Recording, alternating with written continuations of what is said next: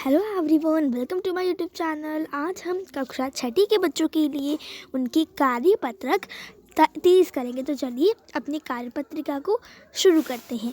सबसे पहले आप सभी विद्यार्थी का नाम, कक्षा अध्यापक का नाम, तिथि लिखेंगे और अपनी कार्यपत्रिका का नंबर लिखेंगे, अपनी कक्षा व भाग लिखेंगे और अपना विषय लिखेंगे। विषय आपका है सामाजिक विज्ञान, हमारे अतीत। एक अध्याय 7, नए प्रश्न नए विचार, विहार। आज हम पढ़ने वाले हैं इस वर्कशीट में विहार के बारे में। चलिए पढ़ते हैं। जैन तथा बौद्ध भिक्षु पूरे साल एक स्थान से दूसरे स्थान घूमते हुए उपदेश दिया करते थे। यानी जो जैन और बुद्ध हैं वो भिक्षु पूरे साल पूरे साल, और जैसे आज एक स्थान में उपदेश दे रहे हैं तो कल वो दूसरे स्थान पर उपदेश देंगे। तो इस तरह से वो अपना उपदेश एक जगह से दूसरी जगह दिया करते थे। उसके बाद आपको बता रखा है कि लेकिन वर्षा ऋतु में जब यात्रा करना कठिन हो जाता था तो वे एक ही स्थान पर निवास करते थे। लेकिन जब वर्षा ऋतु यानी जब वर्षा होती थी तो चलने में थोड़ी दिक्कत आ जाती थी। तो जब उनको कठिनाई होती थी तो वो वर्षा ऋतु में एक ही स्थान पर निवास करते थे। शुरू में ये अस्थायी निवास हुआ करते थे, लेकिन बाद में भिक्षु भिक्षुणियों के लिए स्थायी निवास बनाए गए जिन्हें विहार कहा जाता है। तो शुरू में ना अस्थायी यानी कि एक ऐसे निवास जैसे कि इसमें वो सिर्फ कुछ ही समय तक रह सके, 1-2 दिन तक ही, और ज़्यादा ना रह सके, ऐसे निवास बनाए जाते थे। लेकिन बाद में उन भिक्षु भिक्षुणियों के लिए नए कि निवास स्थान बनाए गए जहाँ पर वो पूरा जीवन रह सकते हैं। उनको हम बोलते हैं विहार। विहार किसको बोलते हैं? भिक्षु भिक्षुणियों के लिए स्थायी निवास बनाए गए जिन्हें विहार कहा जाता है। ठीक है, अब बात करते हैं अब हम करते हैं इसको। शुरू में विहार लकड़ी के बनाए गए तथा बाद में इनके निर्माण में ईंटों का प्रयोग होने लगा। तो शुरू में जो विहार है वो लकड़ी से बनते थे। किससे बनते थे? लकड़ी से। लेकिन बाद में उनको ईंटों का प्रयोग कर भी बनाया गया। पश्चिमी भारत में, जो पश्चिमी भारत है वहाँ पर विशेषकर कुछ विहार पहाड़ियों को खोद कर बनाए गए हैं।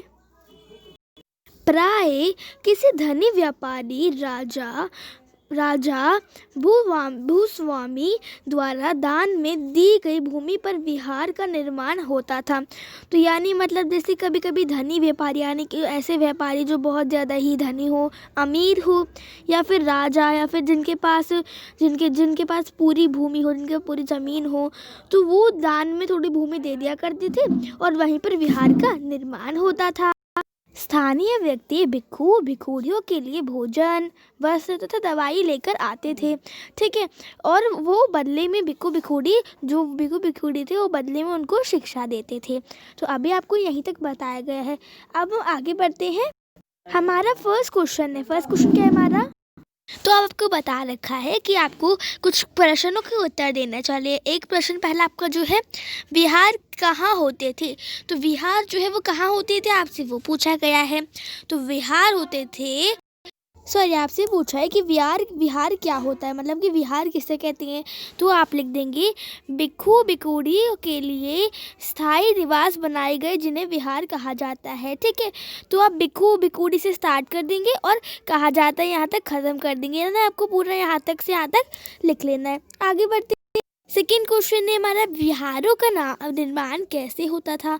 तो जो विहार है उनका निर्माण कैसे होता था वो पूछा है हमसे। तो कैसे होता था? तो आप लिखेंगे शुरू में विहार लकड़ियों के बनाए गए तथा बाद में इनका निर्माण ईंटों का प्रयोग करके होने लगा। पश्चिमी भारत में विशेषकर कुछ विहार पहाड़ों को खोदकर बनाए गए। ठीक है, तो आप यहाँ से पूरा स्टार्ट कर देंगे और यहाँ पर आप ख़त्म कर देंगे। ये हमारा हो गया सेकेंड का आंसर। अब आते हैं अपने थर्ड क्वेश्चन की तरफ।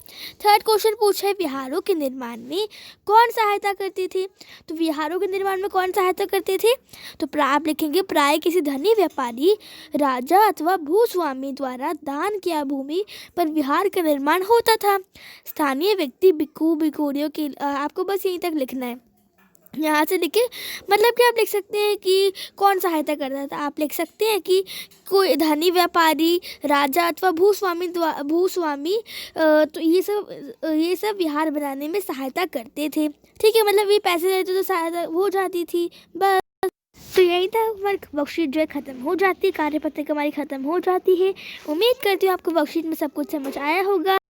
समझ आए तो वीडियो को लाइक करिए, दोस्तों का शेयर कर दीजिए, चैनल को सब्सक्राइब करके बेल आइकन दबाना ना भूलिए। मिलते हैं अगली वीडियो में, तब तक के लिए bye bye, see you next time, stay home, stay safe, thanks for watching. हाँ, और आपका एक लास्ट वन है जिसकी तरफ हमारा ध्यान नहीं जा पाया था, लेकिन अब हम उसकी तरफ ध्यान दे देंगे। वो है आपका क्रियाकलाप। तो आपको क्रियाकलाप भी करना है, इसे आपको बोला अपने परिवारजनों से एवं शिक्षकों की सहायता से प्रमुख प्राचीन विहारों के नाम पता कीजिए। तो चलिए उनके नाम लिखते हैं। तो यहाँ पे मैंने आपको कुछ आपके दिखा रखे हैं, जैसे कि देख सकते हैं यहाँ पर, यानी मैंने आपको दिखा रखे हैं आपके क्रियाकलाप के पूरे आंसर, यानी कुछ प्राचीन विहार मैंने आपको लिखवा रखे हैं। काले चैत्यगृह, नासिक चैत्यगृह और जुन्नार विहार, भाज चैत्यगृह और कोकंडे विहार, ये भी आपका एक और है कोकंडे विहार। तो ये से 5 आप कम से कम लिख लीजिएगा। आपको और कुछ लिखना है तो लिख लीजिए, और वो आपकी मर्ज़ी है, आपको करना है तो आप कर सकते हैं। तो अब हमारी वर्कशीट ख़त्म हो जाती है। तो वीडियो को लाइक करके दोस्तों के साथ शेयर कर दीजिए और चैनल को सब्सक्राइब कर दीजिए। मिलते हैं अगली वीडियो में, bye bye, thanks for watching.